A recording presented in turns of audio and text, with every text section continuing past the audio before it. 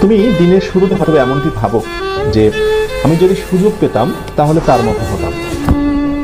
ঠিক দিনের একটু পরে দুপুরবেলা হয়তোবা তোমার মনটা ভেঙে যায়। তুমি হয়তোবা ভাবো ঠিক আজ না, পরদিন থেকে কোনো কিছু ভালো করে স্টার্ট করবো। আর রাতের বেলা তো তোমার স্বপ্ন একেবারেই মরে যায়। কিন্তু আমি তোমাকে যে কথাটি বলতে চাই, দেখো, স্বপ্ন তো সবাই দেখে, কিন্তু ব্যর্থ হয় একটি কারণে, স্বপ্নকে লালন করতে পারে না। মনে রেখো, স্বপ্ন দেখা অনেক সহজ, স্বপ্নকে লালন করা অনেক বেশি কঠিন। স্বপ্নকে টিকিয়ে রাখতে হয়। একটি ফুল গাছে যেমন পানি না দিলে ফুল গাছ থেকে ভালো কোনো ফুল পাওয়া যায় না, ফুল গাছটা নিস্তেজ এবং মারা যায়, স্বপ্ন ঠিক তেমন। স্বপ্নেরও প্রাণ রয়েছে।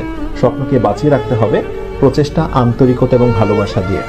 উদ্যোগ নাও, প্রচুর পরিমাণে পরিশ্রমী হও, চোখের ঘুমকে বিদায় দিয়ে দাও।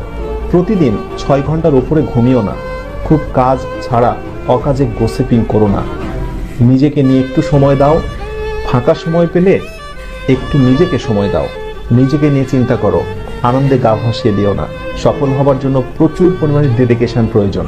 মনে রেখো, যারা সাফল্যের একেবারে উচ্চ অবস্থানে অবস্থান করছে, অথবা সেই স্বপ্নের মেডিকেল, ভার্সিটি, ইঞ্জিনিয়ারিং কোনো প্রতিষ্ঠানে যারা আজকে টপ র্যাঙ্কিংয়ে অবস্থান করছে, নিঃসন্দেহে তারা অনেক বেশি পরিশ্রমী ছিল। তুমি কি আমাকে একটা উপমা দেখাতে পারবে, এমন কোন স্টুডেন্টের নমুনা দেখাতে পারবে যে পরিশ্রম করেনি কিন্তু প্রচুর ভালো রেজাল্ট করেছে এবং সে অ্যাডমিশন টেস্টে বেস্ট একটা রেকর্ড করেছে?